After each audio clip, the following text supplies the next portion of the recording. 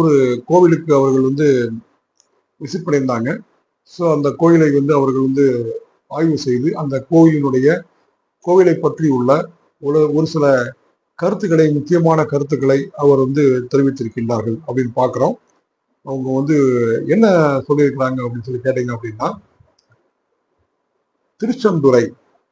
So அந்த கோவில் இருக்கக்கூடிய இடத்தின் பெயர் திருச்செந்துறை. ஸோ திருச்செந்துறை என்பது எங்க இருக்கு அப்படின்னு கேட்டீங்கன்னா, சரியாக திருச்சியிலிருந்து, திருச்சிராப்பள்ளின்னு சொல்றோம் இல்லையா, திருச்சியிலிருந்து சுமார் ஒரு 14 கிலோமீட்டர் தொலைவில் இருக்கிறது.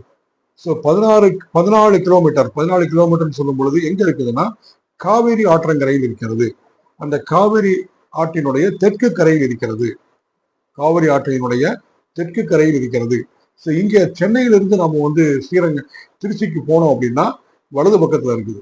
சரிங்களா? சென்னையிலிருந்து நாம் திருச்சிக்கு போகும் பொழுது அந்த காவேரி தாண்டியவுடன் வலது புறத்தில் இருக்கிறது. காவேரியினுடைய தெற்கு பகுதியில் இருக்கிறது. அதை முக்கொம்பு அப்படின்னு சொல்லுவோம்.